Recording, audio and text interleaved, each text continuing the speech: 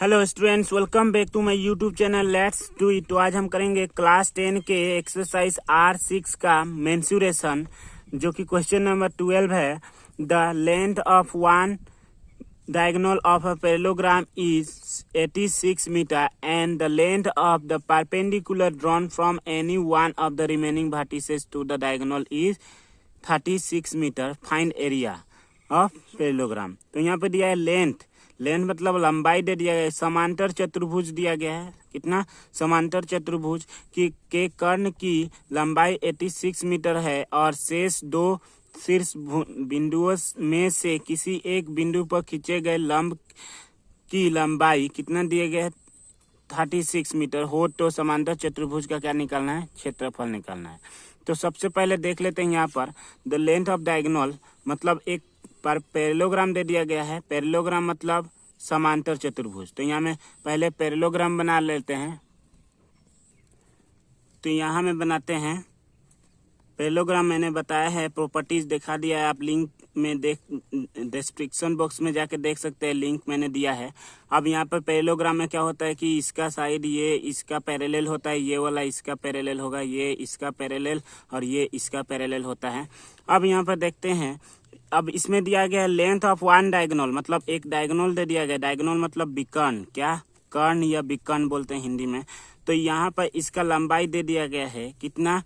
86 metre. इसका लंबाई कितना दिया गया है? 86 मीटर दे दिया गया इसका लंबाई। और बोला गया है यहाँ फिर and the length of one perpendicular drawn from any one of the remaining vertices, मतलब ये बचा वर्टिसेस और ये एक बचा, दो वर्टिसेस बचा जिसमें से हम लोग डायगोनल नहीं खींचे हैं। तो बोला है किसी एक में से, बोला है one diagonal any one of the remaining vertices, मतलब एक वर्टिसेस में से हम क्या खींच लेते हैं? एक क्या करते हैं? परपेंडिकुलर खींचते हैं। परपेंडिकुलर आपको पता है परपेंडिकुलर क्या होता है? मान लो ये लाइन हो गया कोई, इस लाइन पर अगर सीधी रेखा एक खींच देते हैं, सीधी लाइन खींच देते हैं, स्ट्रेट लाइन, तो यहाँ पे कितना डिग्री एंगल बन जाता है? 90 डिग्री। इधर भी कितना डिग्री? 90 डिग्री। तो ये हो जाता है परपेंडिकुलर, हो जाता है कि ये परपेंडिकुलर हो गया। ठीक है, ये वाला लाइन इस पे परपेंडिकुलर हो गया। तो यहाँ पर देखते हैं ये इसका कितना लंबाई दे दिया गया है? 36 मीटर दे दिया गया है। तो अब हमें क्या करना है? इसका क्या निकालना है? क्षेत्रफल निकालना, मतलब एरिया निकालना है। मतलब किसका? ये टोटल, यहाँ से ये टोटल पैरेललोग्राम का, समांतर चतुर्भुज का एरिया निकालना है, यहाँ से यहाँ तक का। तो क्या करेंगे हम? पहले तो जो दिया है उसको लिख लेते हैं। सॉल्यूशन, डायगोनल दे दिया गया है, डायगोनल मतलब विकर्ण, हिंदी में लिखेंगे विकर्ण। कितना दिया गया है? 86 मीटर। और ऊपर से हाइट भी दे दिया गया है। हाइट ये वाला लंबाई, परपेंडिकुलर मतलब हाइट हो गया। ये क्या हो गया? हाइट कितना हो गया? 36 मीटर। अब यहाँ पर हमें क्या निकालना है? Area of parallelogram. मतलब समांतर चतुर्भुज का क्षेत्रफल। तो हमें पता है कि जब भी, यहाँ में साइड में देख लेते एक बार और, यहाँ पर मान लो ये पैरेललोग्राम है, एक बार और बता दे रहे हैं, ये पैरेललोग्राम मान लो है। तो यहाँ पर क्या करेंगे कि अगर मान लो ये डायगोनल खींच दिया, तो ये वाला जो एरिया है, जितना ये वाला एरिया होगा उतना ही ये भी एरिया होगा। मान लो ये 240 सेंटीमीटर है स्क्वायर है, तो ये भी 240 सेंटीमीटर स्क्वायर होगा। मतलब इन दोनों का एरिया क्या होता है? बराबर होता है। क्षेत्रफल हमेशा बराबर होगा। ये जितना यहाँ से यहाँ तक जितना होगा उतना ही यहाँ से यहाँ तक भी होगा। ठीक है, इसका इधर में जितना होगा। तो हम क्या करेंगे? एरिया ऑफ पैरेललोग्राम, मतलब अगर इसका हाइट दे दिया गया है, कितना दे दिया गया? हाइट दे दिया गया है। तो हम ट्राइंगल ये एक ट्राइंगल बना दे रहा है, यहाँ से यहाँ तक एक क्या बना रहा है? ट्राइंगल बना दे रहा है। और इसमें हाइट ये हो जा रहा है, हाइट ऐसे ट्राइंगल है, ट्राइंगल समझ लो ऐसे है, ऐसे। और इसमें एक हाइट हो जाता है, तो ये हाइट हो गया। और यहाँ में बेस हो गया ये 86, तो half into base into height लिख सकते हैं फॉर्मूला। तो यहाँ में इस साइड में है। अब यहाँ में लिख लेते हैं फॉर्मूला क्या हो जाएगा? कि दो ट्राइंगल है तो यहाँ में 2 मल्टीप्लाई कर देंगे। यहाँ में जगह नहीं है, यहाँ में लिख लेते हैं 2 मल्टीप्लाई कर देंगे, क्योंकि दो ट्राइंगल है, एक ये वाला यहाँ से यहाँ तक का ट्राइंगल, एक यहाँ से यहाँ तक का ट्राइंगल। तो दो ट्राइंगल लिख देते हैं। अब यहाँ में लिखेंगे area of triangle, area of triangle, क्योंकि एरिया इसका निकाल लेंगे तो इसका भी निकल जाएगा, इसीलिए 2 मल्टीप्लाई कर दिया। अब यहाँ पर 2 इंटू क्या होगा, एरिया ऑफ ट्राइंगल क्या होता है, half into base into height होता है। क्या होता है, हाइट। अब यहाँ पर देखते हैं ये 2 से ये 2 कैंसिल हो जाता है। यहाँ में बेस कितना हो गया, बेस हमारा क्या काम कर रहा है, बेस मतलब जो नीचे होता है, जिस पर हाइट गिरा रहता है वो बेस होता है। ये हाइट परपेंडिकुलर गिरा है कि नहीं, परपेंडिकुलर मतलब हाइट, तो किस पे गिरा है, इस डायगोनल पर गिरा है, कर्ण पर गिरा है, तो ये क्या हो जाएगा, बेस हो जाएगा। तो यहाँ पर हम ये तो कैंसिल हो गया तो कुछ नहीं बचा। यहाँ पर क्या बचा, बेस बचा, तो बेस कितना हो गया 86 इंटू फिर क्या बचा इंटू हाइट कितना है, ये 36 गिरा है तो 36। अब इसे इंटू करेंगे तो हमें मिलेगा 3096 मीटर था, यूनिट किस में था, मीटर में, सब मीटर में है तो मीटर लिख देंगे। और जब भी एरिया निकालते हैं या क्षेत्रफल निकालते हैं तो मैंने बताया है कि यूनिट के ऊपर क्या देते हैं, स्क्वायर दे देते हैं, तो ये हो जाएगा आपका आंसर। तो आइए अब क्वेश्चन नंबर 13 करते हैं। दिया गया है length of the diagonal of a rhombus are 24 metre and 10 metre, find the length of its sides. एक समचतुर्भुज के दो विकर्णों का माप क्रमशः 24 और 10 मीटर है, तो समचतुर्भुज की भुजा की माप ज्ञात करना है। तो यहाँ पर देखते हैं रोम्बस क्या दिया गया है, एक शेप दे दिया गया है रोम्बस मतलब समचतुर्भुज।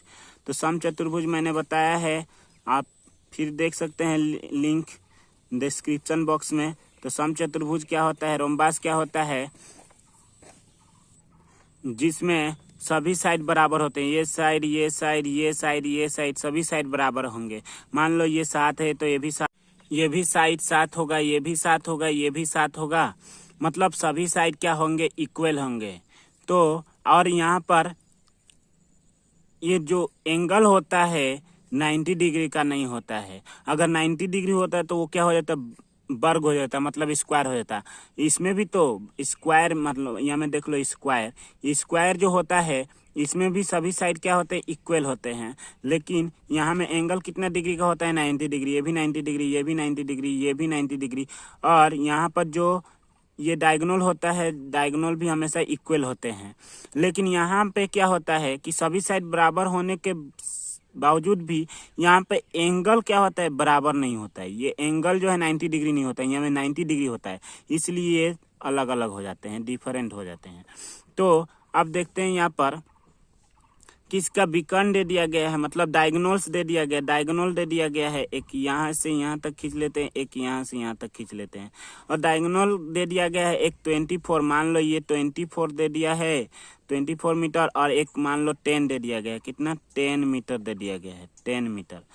तो अब यहाँ पे देखते हैं, मैंने बताया है कि रोम्बस में जब भी खींचेंगे, डायगोनल खींचते हैं तो हमेशा बराबर, जहाँ पे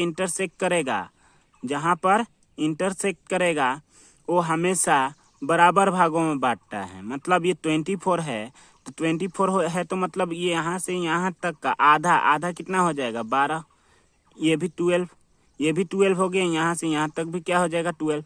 अब देखो यहाँ से यहाँ तक कितना हो जाएगा 12, ये भी क्या, यहाँ पर कितना था, टोटल कितना था 10, तो आधा कितना होगा, यहाँ पर ये 5 हो जाएगा, ये भी 5 हो जाएगा। समझ में आया।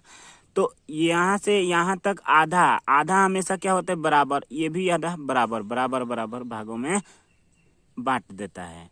तो अब क्या करेंगे, यहाँ पर और देखते हैं कि इसका प्रॉपर्टी में क्या आता है, ये एंगल जब काटता है तो हमेशा 90 डिग्री बनाता है। यहाँ पर भी कितना डिग्री, 90 डिग्री, यहाँ पर 90 डिग्री, यहाँ पर सभी एंगल्स कितना डिग्री सेंटर पर बनता है, 90 डिग्री बनता है। तो अगर मान लो यहाँ पर एक एंगल ले लेते हैं, मान लो ABCD, यहाँ पर एक ट्राइंगल ले लेते हैं, ये वाला ट्राइंगल समझ लो, ये वाला ट्राइंगल मैंने यहाँ पर लिख दिया, ऐसे लिख दिया मैंने। इसको मान लो ओ, क्या ओ, ABO।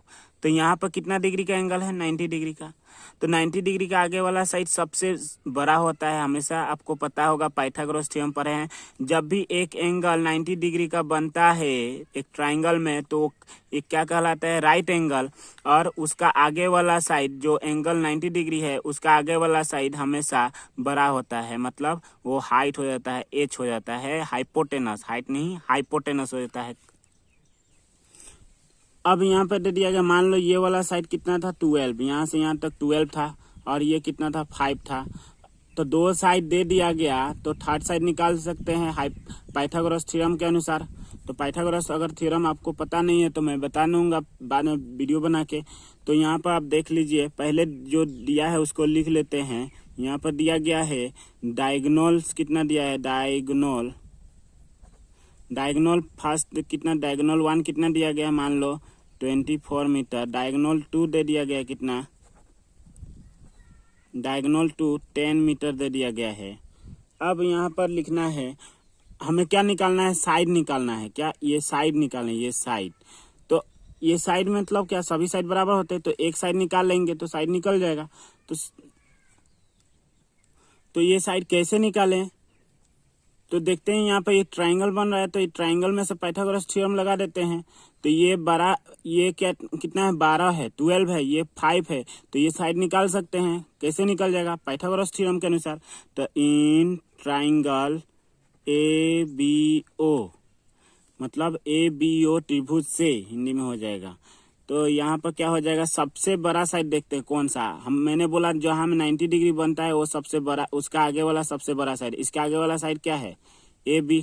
तो सबसे बड़ा साइड हो गया AB का होल स्क्वायर। फिर बराबर में लिख देंगे, ये फॉर्मूला ऐसे लिखा जाता है, सबसे बड़ा वाला साइड लिखेंगे। उसके बाद जो साइड बचा ये त्रिभुज में, ट्राइंगल में, क्या बचा? एक AO बचा, AO का स्क्वायर, प्लस उसके बाद क्या बचा? ये वाला एक बचा, OB का स्क्वायर। ये हो गया पाइथागोरस थ्योरम। क्या हो गया? ये पाइथागोरस थ्योरम। ब्रैकेट में लिख लेना पाइथागोरस थ्योरम। AB का साइड तो पता नहीं है, निकालना है, तो AB का ऐसे ही रखते हैं, AB का स्क्वायर।